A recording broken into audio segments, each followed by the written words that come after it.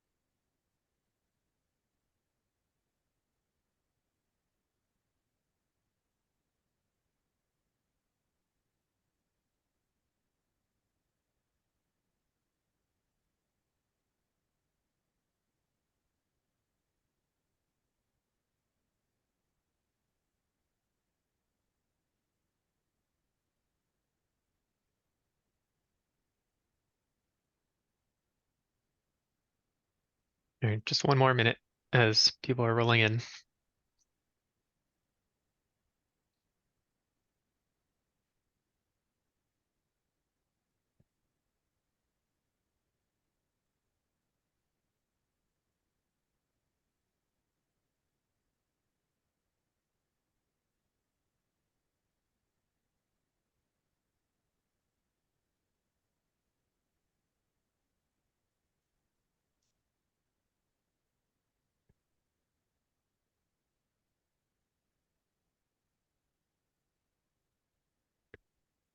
All right, let's kick things off. Hi, everyone. Welcome to our Manufacturers Roundtable, brought to you by New Buildings Institute, Willdan, and CETA. My name is Kevin Carbonier. I'm an Associate Technical Director at New Buildings Institute, and I'll be moderating this session. And our goal for this session is to bring you some leading manufacturers in the commercial HVAC and water heating space to discuss the future of refrigerants and answer any questions you have about the transition to low and ultra low global warming potential refrigerants. We've got experts in the field ranging from refrigerants manufacturing, HVAC equipment manufacturing, and water heating. So I'm really excited about this panel today. As we go through our panelists and Q&A, please put your questions in the Q&A box. And first we'll hear from Tina Hendricks from CETA and Willdan to give us a little introduction. Great. Thanks so much, Kevin. I wanted to tell you just a little bit about the California Energy Design Assistance Program, also known as CETA. It is the only statewide utility incentive program for new construction and major renovations. And really, the focus of our program is promoting electrification and decarbonization. So, trying to move new projects to all electric whenever possible, as well as helping to reduce carbon emissions to help the state with our very aggressive decarbonization goals, reaching some of those goals. We will work in collaboration with project teams to help reduce energy demand, consumption, as well as carbon emissions. We serve a lot of different segments. We work within commercial buildings, public buildings, high-rise multifamily projects, which for us is 4 stories or more above ground. We work on industrial projects, agricultural projects, K through 12, higher education, city, state, local projects. We do just about everything except for the smaller residential type projects. They do need to be within the 4 investor-owned utility service utilities. So Pacific Gas and Electric is actually the administrator of the program. And we, Willdan, our company, implements the program on their behalf. But we also serve Southern California Edison territory, SoCal Gas, as well as San Diego Gas and Electric. So if you have projects in any of those service territories, they could potentially be CETA projects.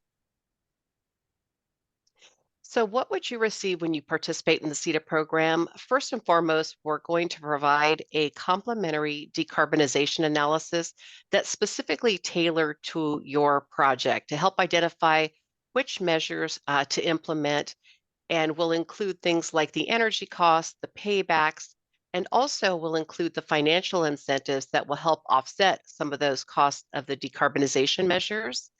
And then lastly, it's really demonstrating a commitment to high performance building practices and design.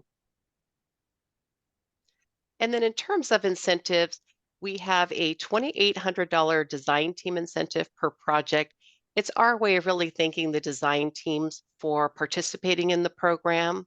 And if they select a measure package, they will receive the $2,800 design team incentive. Also wanted to mention, we also offer a building owner incentive, and it is based upon the specific project and the measures for that project. And wanted to spend just a minute or two talking about high performance measures. These are measures that we are trying to help promote. We're actually trying to help the state promote advance actually their codes and standards. And we are actually trying to implement more high performance measures. We're out educating the market about it. We do have a complete list of the measures on our website. It is California spelled out EDA.com. California Energy Design Assistance.com. And there's a list of about 30 to 35 measures, but they're essentially going to be things like heat pump water heaters, low GWP refrigerants, plug loads, high efficiency elevators, and things of that nature. So again, really trying to help get the codes and standards going with the high performance measures. And then if you do have a project to discuss or have any questions about the program, I am located in California, would be happy to help with any projects or any questions that you have. My contact information is here on the screen, as well as the QR code. And thank you very much for your time today. I look forward to hearing what everyone has to say. Thanks. Thank you, Tina. I'll just leave this up for another second or two in case anybody wants to grab your info or scan that QR code. I feel like oftentimes you have 3 seconds to get it, and sometimes you don't get it in time, even though these slides will be available.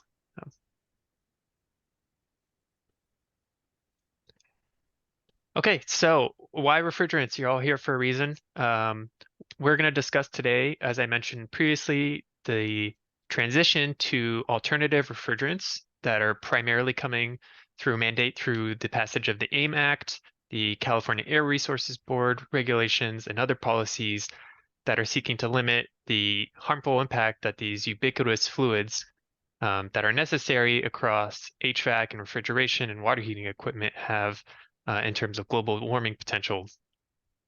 And so as we make improvements to operational efficiency, refrigerants become an increasing share of carbon emissions, particularly for systems that use a lot of refrigerant, such as variable refrigerant flow or VRF systems, or systems that currently use, high GWP refrigerants, which could be, somewhere in the order of thousands higher than CO2.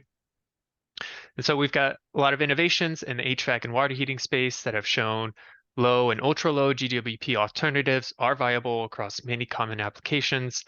And our designers, such as yourselves, will need to understand what options are available to you to meet these regulations and take advantage of these new systems and ask questions of our amazing panelists that we have today to help guide you along the way.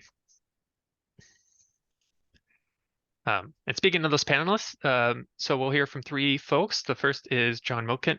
John is the West Coast Territory Manager at Chemours, and then we'll hear from Helen Walter Terranoni, who is the Director of Global Climate Policy at Trane Technologies.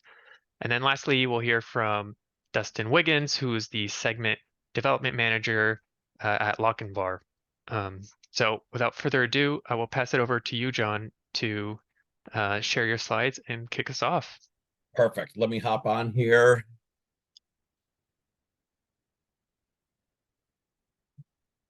All right.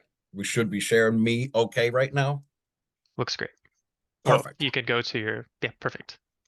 Okay. Hey, let me just summarize what the phase down is going to look like really quickly. This is what the EPA has put in place. They were authorized by the AIM Act, which was passed in 2020, to start the phase down of refrigerants nationwide. This is on a CO2 equivalency basis. So the higher the GWP value, the global warming potential value of the refrigerant, the less of those particular refrigerants we can produce, right? So the phase down started in January of 2022. As an industry, we had to reduce our manufacture and importation of refrigerants by 10% on a CO2 equivalency basis. The question I get here is, what is 100%? The EPA took the average years between roughly 2017 and 2019, and what was produced, what was imported into the United States used in our industry, that became the baseline. We are reducing the amount of refrigerants from that particular baseline. So the last 2 years, 2022 and 2023, we're at a 10% reduction. When you look at the economics of that, the law of supply and demand, we reduce the supply of refrigerants into the industry. The economics say that the prices would come up, and the prices did come up rather dramatically the last couple of years from before when the phase down was implemented. This year, 2024, there's a 30% reduction in the amount of refrigerants that we can produce or import into the United States as an industry. And the EPA has given refrigerant manufacturers like us quotas that we need to stay under. There's quotas that have been given to about 100 different companies. You can go to the EPA website and see what those quotas are. Importers have quotas. Even some high use retailers have quotas, like the Walmarts. They use a lot of refrigerant. So like I said, there's about 100 different companies. All of us have to report to the EPA, how many pounds of each refrigerant we're either importing or manufacturing, and we need to stay beneath our quotas. So as you can see, that's a tremendous drop this year. We're 40% below the baseline just 3 years ago going into this year. We have not seen the pricing be affected yet because of this reduction, but it is coming. It might happen later this year. It might happen next year. But again, the law of economics say, hey, these refrigerants are going to cost more as there's a reduced supply. So looking out into time, there's another big reduction in 2029, another 30%. And there's a couple more years later on where there's some smaller reductions. We never get to zero. And this is something that's important to note. It's a little different than when CFCs were phased out altogether. HFCs are being phased down. So I'll have contractors ask me, hey, when is 410A going to go away for my air conditioning systems? And the easy answer there is, well, it's not really going to go away. It's just that the production of HFCs is going to be reduced. So you're going to have refrigerant available for the life of any equipment that you're purchasing this year, next year, that uses 410A. I just can't guarantee you what that price is going to be with supplies and demands. So again, we're not going to zero with HFCs. We're going to 15% of the baseline. So at this point, there's a lot of viewers here from California. I do want to mention Senate Bill 1206 within California. And this was passed in 2020. Basically, what this says, California is trying to drive the industry toward using reclaimed refrigerants, recycled refrigerants that are brought back up to AHRI standards. As of January 1st, 2025, and that's only 8-9 months away from us, no virgin refrigerants can be sold in the state of California with the global warming potential value above 2,200. That means 404 and 507, which are used in low temp and medium temp applications, are going to have to be recycled refrigerants sold in the state of California. 5 years down the road, that drops to 1,500. You can see the 410A, 407A, 407C are going to have to be reclaimed, recycled refrigerants in California. And then another 5 years down the road, that drops to 750. So a little caveat in the small print here, any state-owned California buildings, whether it's government buildings, university property that's part of the California University program, they have to use recycled refrigerants that are above 750 GWP starting January 1st of 2025. So just be aware, the EPA doesn't have anything like this in place, but they have an HFC management rule proposal that's out there that very much is encouraging the industry to reclaim and recycle refrigerants. So How's all this going to work with the phase down, right? Well, like I mentioned earlier, this is a CO2 equivalency basis. So in air conditioning, 410A, the global warming potential value, currently 2088, replacement refrigerants for 410A in new equipment is either going to be R454B or R32. In this particular instance, we have Helen on the line from Trane. They're primarily going to 454B. By reducing that global warming potential from 2088 to 466, we can produce 4 times as much refrigerant in pounds and still remain below, at the same CO2 equivalency that we were with 410A. On the commercial refrigeration side of the industry, low temp, medium temp, which is freezers and coolers, we're going to transition from 404A to 454C. Basically, we're going from nearly 4,000 GWP to below 150. That's a lot of pounds of 454C that we'll be able to produce and still remain below the baseline. So by driving down the global warming potential of refrigerants, that's going to allow us to produce, a lot of refrigerant and still remain the baseline, which is based upon CO2 equivalencies. As we get further out into the phase down, reclaim and recycle is going to become necessary for us to have enough refrigerant to utilize within the industry. I tell contractors, you're going to get really good at reclaiming refrigerants. Make sure that you reclaim refrigerants and keep them in particular cylinders, not mixing those refrigerants. There's going to be more value in selling, pure refrigerant to the retailers. So that's a good summary. At this point, I think we'll turn this over and let Helen get started on what Trane's doing.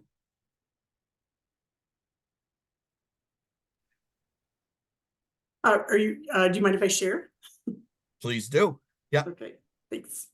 For those of you that are not familiar with Trane Technologies, I'll do a quick intro to that, and then we'll dive into some of the details here. We manufacture, Trane Technologies manufactures commercial, residential, transport refrigeration and equipment for life sciences. So if you think about shipping for the very low temperature vaccines for the pandemic, that would be the equipment that we manufacture. We also have a challenge. So we have a goal to reduce 1 billion metric tons of greenhouse gas emissions from our customers' climate footprints by 2030. And as you can see, we're certainly focused on electrification, refrigerants, and high efficiency equipment. In order to balance that need for access to comfort, fresh food, and vaccines, and the increasing population and prosperity by 2030, and the need to fall by 50% by 2030 to be on track with Paris climate goals. And we have targets and they've been approved by Science-Based Target Initiative in accordance with that, and also net zero. What we found in our analyses is that largely our scope 3 emissions dominate our footprint, and that's really all about energy efficiency. So I won't belabor the points that John just made around the phase down. So he kind of talked through that in a little bit more detail. And I'm not in presentation mode. Sorry, gang. We'll see if that helps us. As we have, certainly historically as an industry, even as we have looked at refrigerant transitions, we have focused heavily on the myriad of different needs that, I'm going to go back and pause for a second. I do want to make the point that during the phase down, what other people do matters to the amount of refrigerant that you get and the GWP that you're able to put into your equipment. What other end users and what other manufacturers do around reusing refrigerant, the regulations around and requirements around servicing, commercial refrigeration affects air conditioning, believe it or not, because their take reduces our take and our take reduces theirs on the GWP front. As we select new refrigerants, it's kind of all about balancing critical factors, right? There's no perfect refrigerant that kind of hits everything from an, equity, safety, thinking about flammability as well as cost and efficiency perspective. There's no really perfect solution. And so we're having to just kind of carefully balance all these things as we select refrigerants. As you likely have heard, many of the new refrigerants are sit in a different flammability class than the historic A1s as classified by ASHRAE. So that would be the refrigerants that don't propagate a flame. Some people call them non-flammable. And then the lower flammability or slow flame speed refrigerants, class A2L, all the way through A3. So that would be the hydrocarbon class of refrigerants. And so, as we've tried to balance all this and take the fire suppressants that have very high global warming potential out of refrigerant blends, we are seeing this change in characteristics. So as we look at, we've broken this out into low, medium, and high pressure options. So, if we think about whether it be chillers or unitary systems or what have you, or even for shipping, this is, kind of how we've divided this out to think about it. So from a low pressure option perspective, we see the use of 1233 ZD as well as 514A as alternatives for those low pressure chiller spaces. They, have the lower toxicity as well as the very, very low GWP values. And you could see where you could use those for chillers. And they are in use and have been in use for some time. And there's high efficiency options that available there. And then for medium pressure, so if we think about 134A replacements, 513A is an A1, and then certainly 1234YF have much lower global warming potential, and they're not even controlled substances under the Montreal Protocol or under the American Innovation Manufacturing Act. 1234YF and 1234ZE are very low, very good solutions for existing mechanical rooms. They do require the flammability safety requirements in the standards and codes to meet the GWP goals. And what does that mean? So if you've got equipment in an existing machinery room today, and you're replacing that equipment tomorrow, you may need additional ventilation. And we can talk more about that if anybody's interested, but that would be one of the key changes that you would see in your machinery room if you were transitioning refrigerants. I should note as well that refrigerants from one flammability class to another are not allowed to be replaced in existing equipment that's not designed for that flammability class. Separately, high pressure options. So if we look at residential or unitary commercial air conditioning, R454B and R32 have been certainly identified as good interim solutions. And R54B has the lower GWP.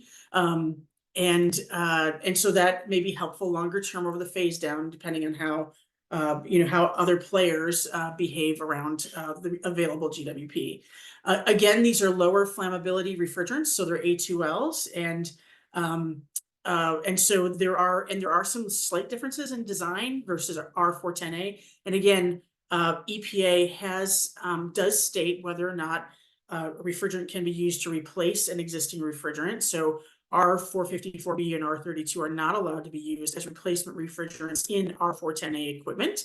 And then from a design capacity perspective, efficiency and similar performance are similar to R410A.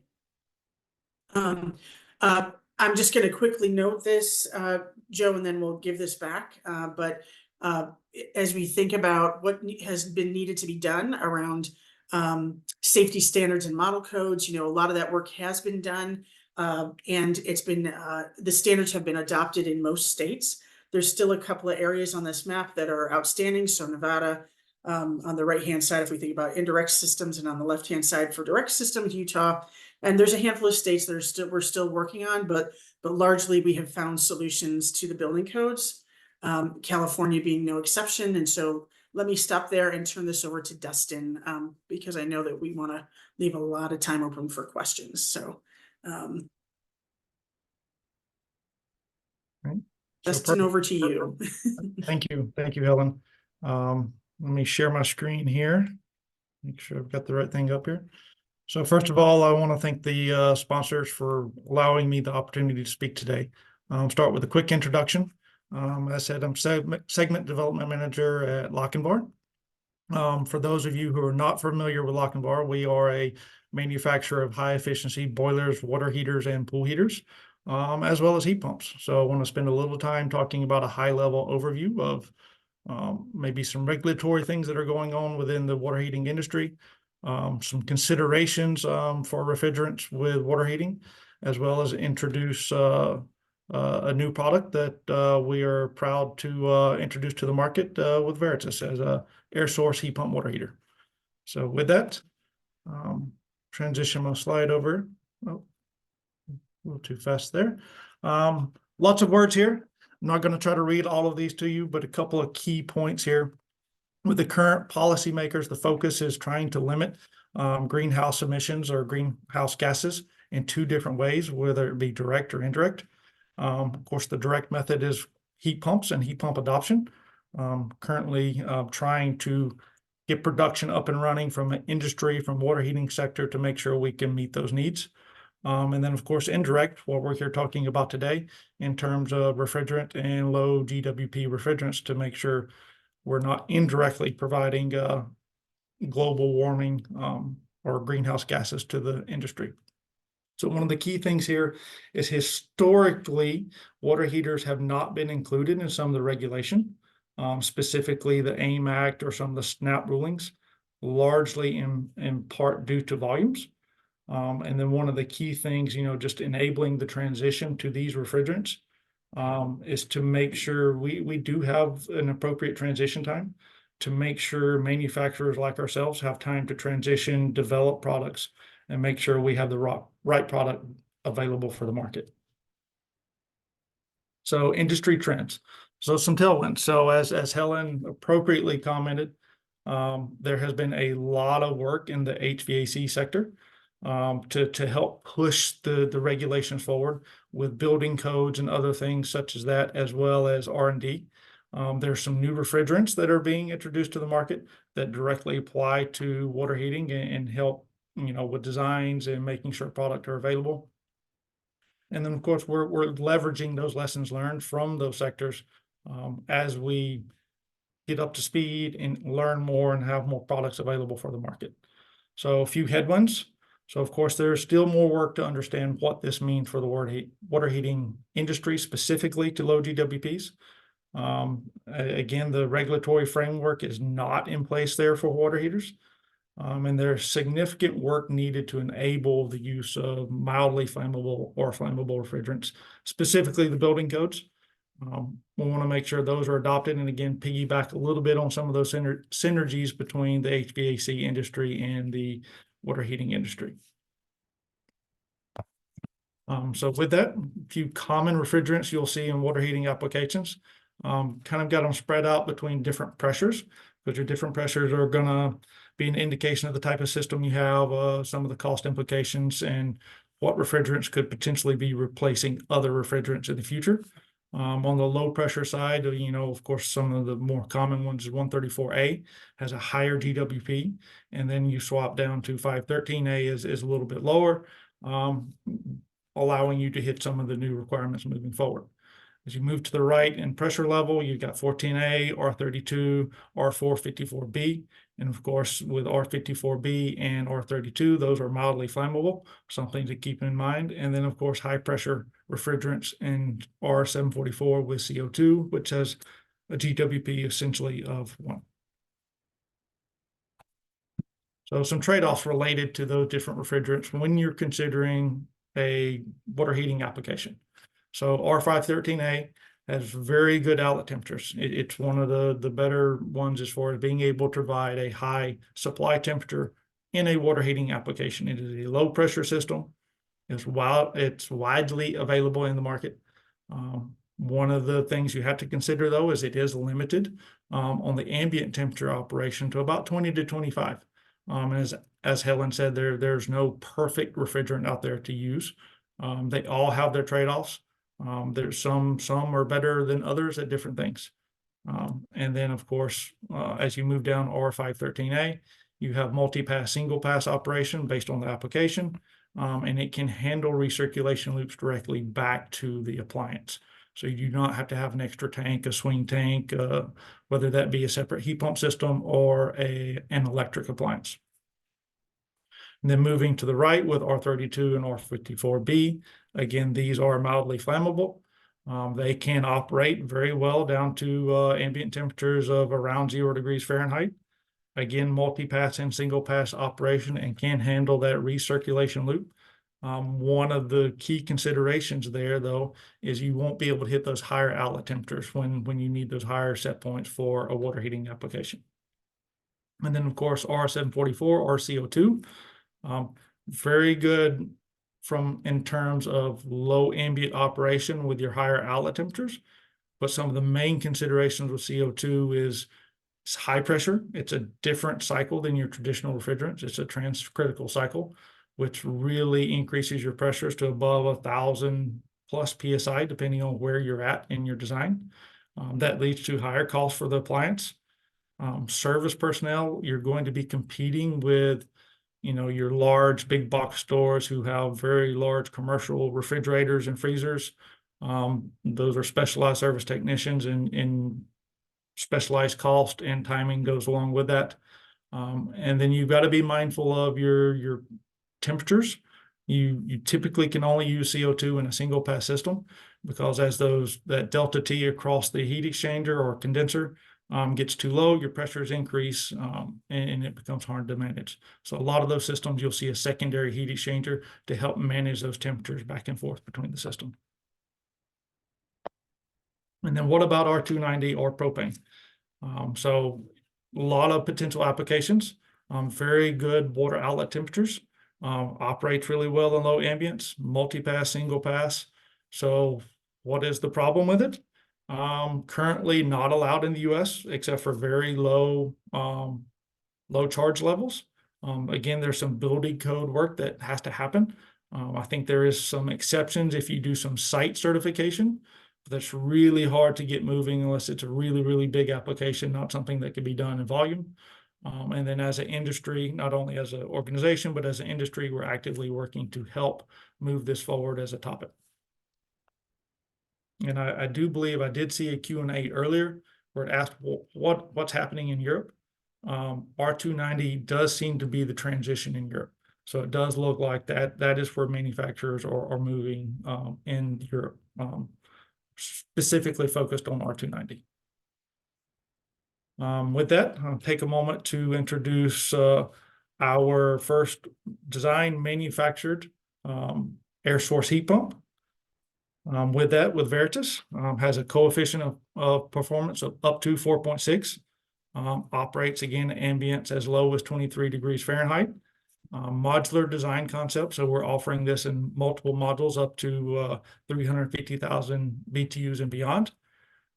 As I've already stated with some of the previous comments, it is a low global warming potential refrigerant, and it is UL 60335-2-40 certified. So as I stated, it is modular.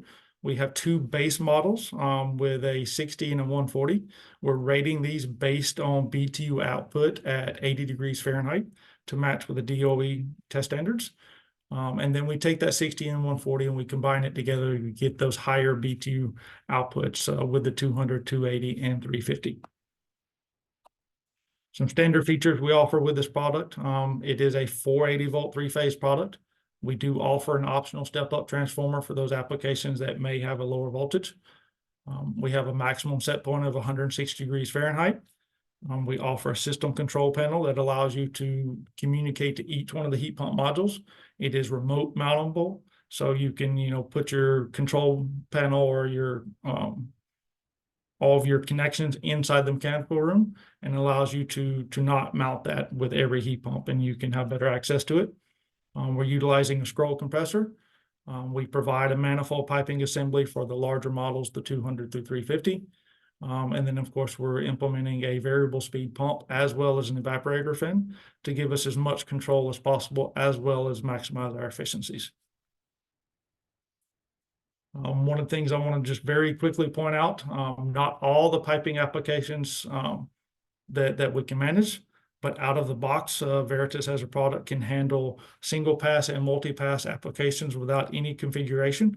It is already configured to manage that on its own through flow control valves and variable speed pumping, making sure we maintain that set point temperature. With that just showing as applied, this is one of the ways to apply it in a single pass application, and want to point out that you can return the building recirculation loop back to that primary versus a swing tank or other method to bring that back, because we can handle fluctuations in that return temperature. Also, we can handle multi-pass applications, again, with the same product. As you see there, it's just recirculating multiple times through the tank versus one time through the system. And with that, I'm going to end the presentation there, and I guess open it up for questions. Thank you, Dustin. Yeah, that concludes our panelists. So if anybody would like to throw their questions in the Q&A, I see we've got several already and many have been answered, but we can touch upon those live here. And so, yeah, get any other questions you have in the Q&A now to get more insight out of our amazing panelists here. But maybe I will start with one for myself that didn't come up.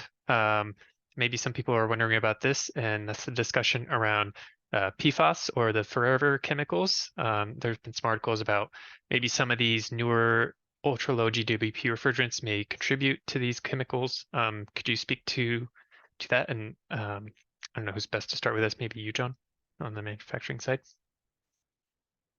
Interesting question. You really have to look at what the definition of PFAS is, and there's a range of different definitions for PFAS, and there's literally thousands and thousands of chemicals that are thrown into that category. So I'm not sure how to answer that at this point in time, because the definitions are still being developed. I was on an internal call recently where the HFO refrigerants didn't fall into that category of the dangerous PFAS. So yet to be determined, so to say.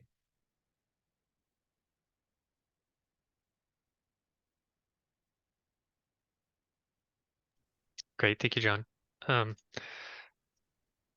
So maybe a quick one for you, Dustin. Any plans for a future 208 volt Veritas or a single phase?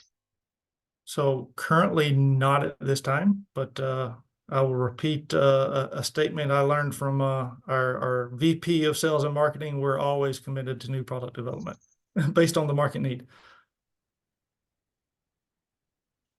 Great, thank you. And here was another question early on. Is there any uptake of CO2 refrigerants? Maybe this can lead into the discussion of, like recycling, potentially, recovery, those types of things. Is there an increasing market for that coming up as we're seeing this phase down? And maybe Helen, we'll start with you this time. Yeah, sure. I mean, I think I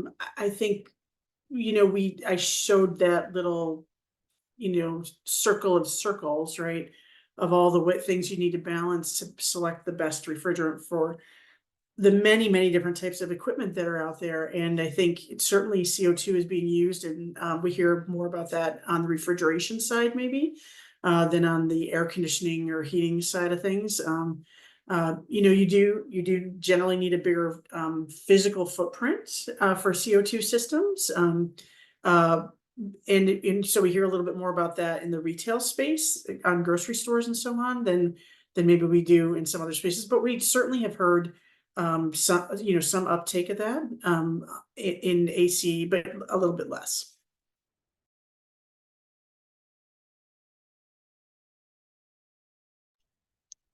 John or Dustin, anything to add there? Yeah, I'll add a little bit to that. State of California requirements for any systems having 50 pounds or above of refrigerant must use a refrigerant with the global warming potential below 150, and that was effective in 2022. So any new grocery stores built 2022, 2023, going in 2024 are going in with CO2 systems today in the state of California because of that CARB requirement. There is a sub 150 GWP refrigerant that meets that requirement. It has not been SNAP listed by the EPA yet. SNAP listing SNAP is significant new alternative policy. SNAP 26 was supposed to be published in December of this past year. It got delayed. EPA is telling us it should be published the spring of this year, which is real soon. That's right now. We're in the spring. Once that's published, the ultra low GWP refrigerants for those applications will be commercialized and available. So there'll be options for below 150 GWP with refrigerants as well as with CO2.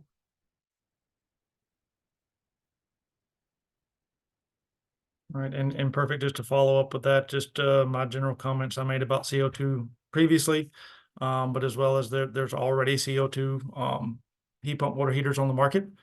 It is being used, but some things we're seeing with that is there are others that are transitioning to, more common refrigerants like 513A, more readily available, easier to service. Just to make sure there's those other considerations around what system application considerations you may need as far as making sure that return temperature is balanced with your outlet temperature. Thanks, Dustin. And maybe following up on that with this question from Dwayne, are there any other barriers to just going CO2 all the way for water heating at this point? As far as direct barriers or regulation, none that I'm aware of. Again, it's more based around the system application and the need to add extra heat exchangers or controls in those systems to make sure you can operate efficiently without increasing the pressures of that system. There's also the considerations of cost of the appliance, trying to make sure we bring to market a product that's most cost effective as possible, as well as to Helen's point about the your large grocery stores and things of that nature. Those are the service technicians you'll be, from a commercial building perspective, you will be working through that same technician service channel. And it's hard to get that attention when you're competing against a large retailer like that. Kevin, could I share a couple of slides on, some things that I think that we have all on the equipment side of things been thinking about around the next transition. So, Sure, please. Transition number 5. Would it be okay if I share a couple slides on that? Yeah, go Because ahead. there were a lot of questions around propane, and we're kind of having a discussion about carbon dioxide. Would that be okay? Yes. Hopefully folks can see my screen. So as we're thinking about the next transition, from a propane perspective, there have been some initial years ago, there were some initial kind of risk assessments done, like the first cut of a risk assessment that was done. And, there was no kind of Y tree and mitigation strategy followed up on with those around propane for the HVAC-R side of the house. And so, the Department of Energy with the White House has initiated some work around this, and I'm very excited about it. But I think the first step, I just wanted to put this out there. Everything kind of, as I go through my list of things that have to get done for the transition, like had to be done for this transition, and I know it all too well from my work at AHRI, But, you know, to get your EPA, you know, significant new alternatives policy, SNAP program listing, to get Department of Transportation approvals to ship refrigerants and equipment, International Maritime Organization, if you're, you know, shipping across the ocean, your listing standard, your certified components, building codes, everything comes back to that safety standard. And then in order to have a safety standard, you got to get through like a risk assessment and a mitigation strategy. So everything kind of comes back to that. So you kind of, you take a look at if there were, you know, what are the release scenarios? How would the release flow? What would the plume look like? Are there flammable concentrations? What are the available competent ignition sources? How could those two things be unfortunately combined? How could we keep them separate? You know, what are the mitigation strategies to make sure that that event doesn't happen? So, you know, those are the things that I'm excited that, you know, I think we're going to get some support from the national labs to work through some of that, and even maybe some research. And so I think that that could be very helpful. And then for me, you know, some of the things that I've been thinking about as I think about this transition, you know, we've talked about it, but I wanted to kind of put it out there. You know, we want to make sure that the refrigerant gains, the improvement from the lower GWP, do outweigh the efficiency losses. And then if we need to, you know, throw money at efficiency, right, do some design changes, you know, what's the cost going to be, and the cost per CO2 equivalent saved. And then as we look at our climate dollars, is that how we want to spend our money? Maybe yes, refrigerants have very high GWP. It's quite possible that that'll be how we want to spend our money. And it has been the answer in the past. And then, you know, we've got to, you know, figure out the safety considerations. So, you know, certainly the work stream on, you know, are there going to be requirements? There's been a proposal submitted for ASHRAE to consider hydrocarbon refrigerants. One of the things they're looking at is, you know, distances, you know, unit to a house and unit to unit. So you don't have kind of a series of events, negative events. But those are kind of hypothetical questions right now without data-based answers. And so again, it comes back to that risk assessment, to do that analysis, that careful analysis, to find those answers, and then to address those, you know, mitigations through the safety standards. So I think there's a lot of work underway right now.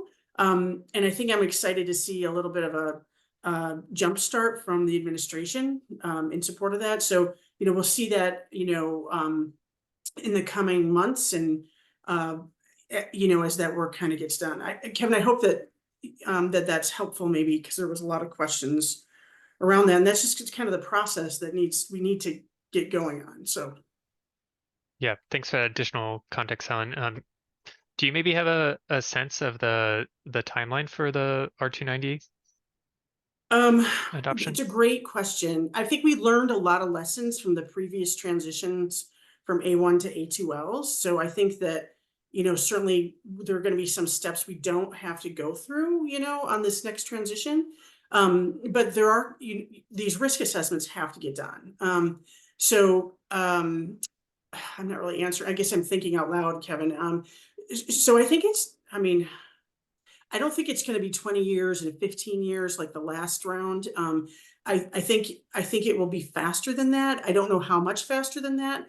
And then I think there's going to be a question of, do we want to coordinate this with like efficiency changes? Like, I don't know what Dustin's schedule of efficiency changes are for water heating, but, you know, this would likely be a complete change in architecture of equipment. And so if you're going to change the architecture, you want to do energy efficiency at the same time as the refrigerant change. So I'm not answering the question because I don't know the answer, Kevin. But I don't think 15 years is the right answer. And I think we do know the steps this time. We were kind of running around blindfolded last time a little bit. And Helen, do you know how, we had this question here about how state-based utilities could help advance adoptions or help accelerate this timeline? Oh, for 290. for next. Oh, yes. I mean, I think I'd be happy to talk offline with anybody that's interested, and you know, maybe try to come up with some ideas about I think, yeah, that's interesting, because I think it depends on the state, because some state utilities are only allowed to kind of provide incentives for energy efficiency. And so that may be, a place where we could, think about doing some work, in coordination with others. In states where utilities are allowed to look at incentives for, the overall climate footprint, greenhouse gas reductions, I think that might be an easier, kind of project to run. So happy to talk to somebody offline. I don't want to run us out of time. So Yeah, thanks, Helen. Before we move on, John or Dustin, anything to add on that discussion on 290? Just general for the future, I do see it as a viable option for water heating applications. But unfortunately, to Helen's point, there's not a clear timeline as to when the regulations will be available to allow us to introduce a product that would be operating with R290. Yeah, and I will say, we have products operating with 290 today. Just the maximum charge size is 5.1 ounces. Okay, because of the high flammability of that particular refrigerant. Right, thank you. We do have a hand raised here. Kashmira, I think Joe can unmute you so you could ask your question.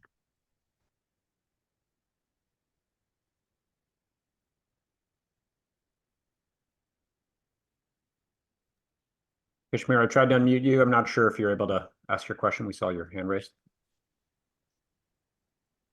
Okay, we may have technical No, difficulties. just a high five. well, they're working through that. Kevin, there were some questions about recovery, and this is a personal passion I have. So I'm going to jump in on this if this is okay. We were on a call a couple of weeks ago with CPUC, California Public Utility Commission, talking about refrigerant recovery, and I had this massive aha moment. I had been told before by folks that focus on that you could recover from a residential system in 20 minutes. And there were folks on that phone call that said, no, it's like, anywhere from 45 minutes to 3 hours to recover the refrigerant from the system. And we had like this discussion, and what it kind of came down to is, how long are you pulling the vacuum and how much refrigerant are you getting out of it? As far as, and again, and so I think that we need to, as an industry and stakeholders that are concerned about that, maybe do some research, maybe it's with the national labs or the utilities or somebody, do some research to look at how long do you pull down and what's the benefit for the last 5 minutes, right?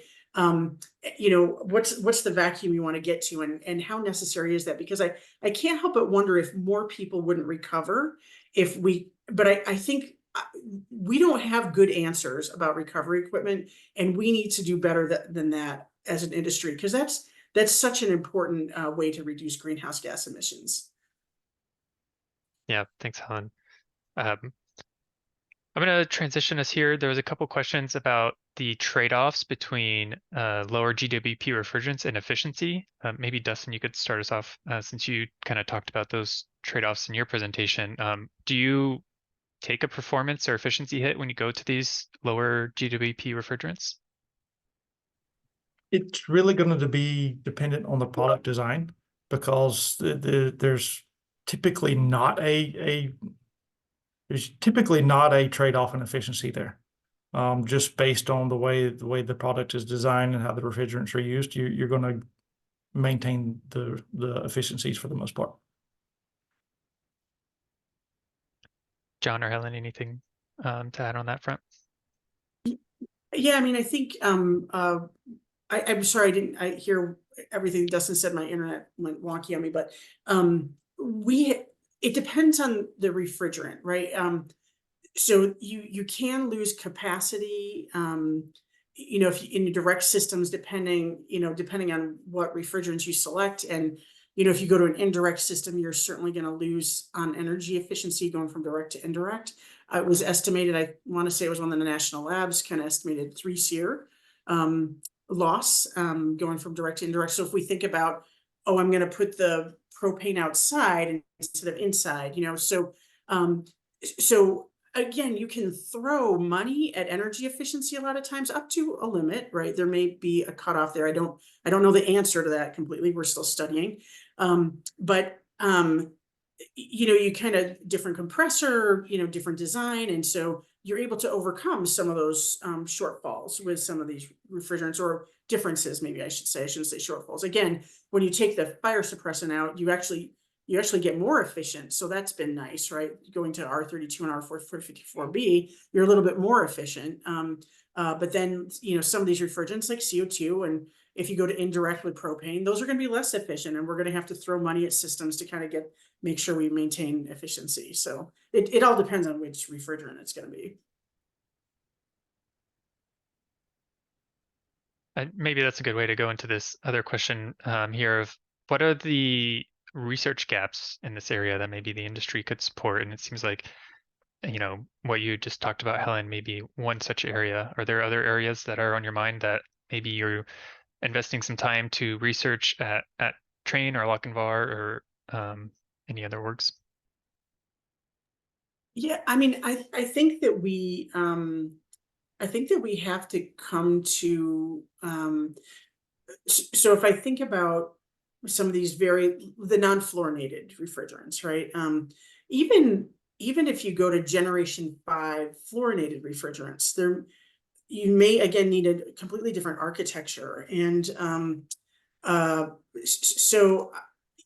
I think the first step is some of these risk analyses and some of this safety question.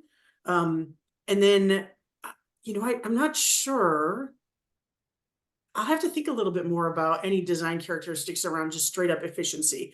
I mean, going from a direct to indirect, that is definitely going to be a hit. And so it's something that we certainly need to keep working on as an industry.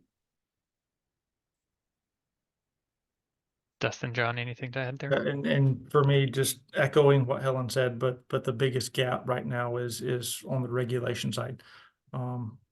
Pushing that forward and making sure we're understanding that as an industry, as a country, state level as well, just to make sure we're pushing those building codes as well as the regulations forward to allow use of those refrigerants. Less so about the efficiency, but more so just about the allowed use.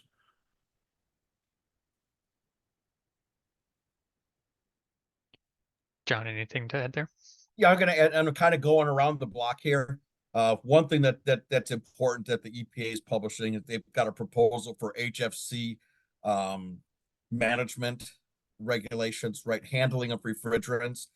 Back when I started in this industry, when we went out on a job site and they wanted to evacuate a system, you just popped the valve and blew the charge to the environment, right?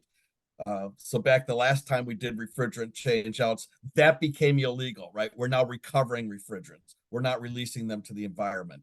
And I know the manufacturers at that point in time, they redesigned their equipment so there would be no leaks, less opportunity for chillers to leak, less opportunity for air handlers, for package units to leak. So recovery, reclaim, that's going to be what's going to be put into this next round of HFC management by the EPA. So, the goal here is not to release any refrigerants into the environment. Okay. And then we can look at, the efficiencies of the refrigerants and what makes sense on cost of equipment and designing systems to operate properly. So I kind of went around the block, but that's the end goal, is right, the most efficiency and not releasing refrigerants into the environment. Well, yeah, thank you to our panelists. I think there's just a couple questions. Maybe if y'all want to go into the Q&A, our panelists, to answer some of those. But given that we're approaching time here, I'm going to start wrapping us up so that people can get to their next meetings. But I want to say a big thank you to our panelists. Thank you to Sita and Wildan for supporting this convening. And just so everybody is aware, there will be a recording and slides available for all our participants. So if there's anything you need to revisit, or if you want to follow up with our panelists after the fact, they have graciously offered to follow up with you offline to further answer your questions. So thank you all again for attending, and for the panelists for presenting and sharing your wonderful insights. Yeah, we'll see you for the next round of Manufacturers Roundtable.